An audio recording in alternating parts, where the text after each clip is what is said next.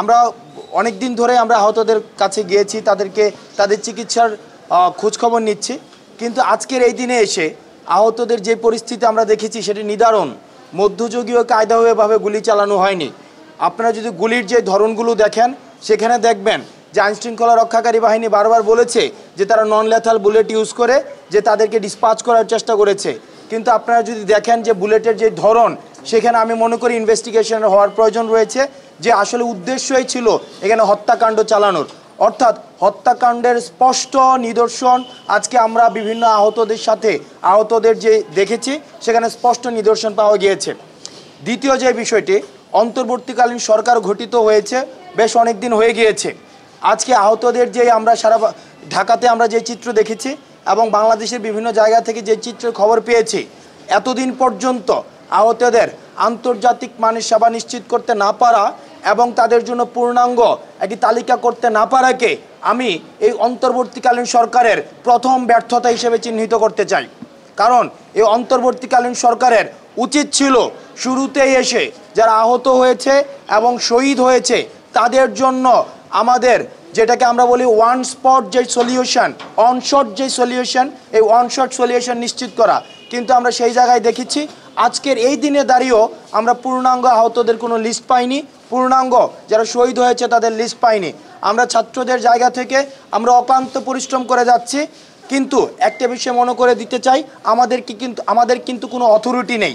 এই যে আপনারা যে দেখছেন ট্রাফিক পুলিশ নিয়ন্ত্রণ করছে শিক্ষার্থীরা, বা আমরা বিভিন্ন হসপিটালে ছুটে যাচ্ছি, বিভিন্ন ধরনের আইনশৃঙ্খলা পরিস্থিতিকে স্বাভাবিক করার চেষ্টা করছি, এটি কিন্তু পুরোটাই হচ্ছে স্বেচ্ছাসেবীমূলক একটি কাজ। এখানে কোনো ধরনের আমাদের পলিটিক্যাল অথরিটি নেই, আমাদের আইনগত কোনো অথরিটি নেই।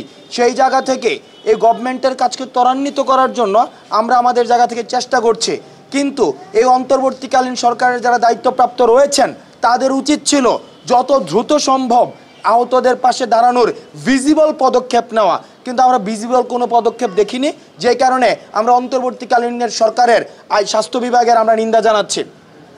আরেকটি বিষয়, এই সম্পূরক একটি বিষয়, সেটি হচ্ছে আমাদের এই যে সমন্বয়ক এবং সহসমন্বয়ক নিয়ে বিভিন্ন ধরনের আলাপ আলোচনা হচ্ছে বিভিন্ন জায়গায়।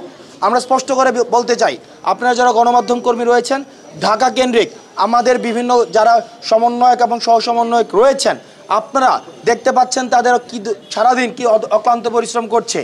আপনারা যদি দেখেন কেউ সমন্বয়ক এবং সহসমন্বয়ক নামে বিশেষ কোনো সুযোগ সুবিধা কোথাও চাচ্ছে, আপনাদের সাথে বিশেষ কোনো সম্পর্ক তৈরি করার চেষ্টা করছে, বা সরকারের কোনো প্রশাসনে গিয়ে বিশেষ কোনো সুযোগ সুবিধা চাচ্ছে, আপনারা তাদের আইনের হাতে সোপর্দ করুন। কারণ আমাদের কোনো এজেন্সি নেই, লেজিটিমেসি নেই যে আমরা কোনো বিশেষ সুযোগ সুবিধা আমরা দাবি করব।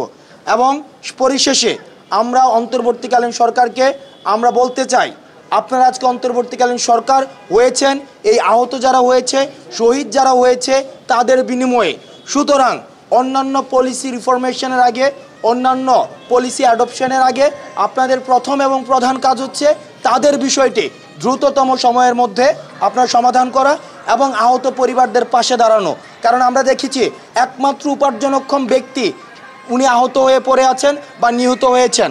সুতরাং আমরা আর অ্যাসপাইরেশনাল স্পিচ শুনতে চাই না, বড় বড় গল্প শুনতে চাই না, এটা করে ফেলবো সেটা করে ফেলবো শুনতে চাই না, ব্লেমিং গেম আমরা শুনতে চাই না, দোষ ওর ঘাড়ে চাপানো, আওয়ামী জামাত বিএনপি ফেসিবাদের উপরে দোষ চাপানোর যে ব্লেমিং টেকিংয়ের যে বিষয়টি সেটি আর আমরা শুনতে চাই না।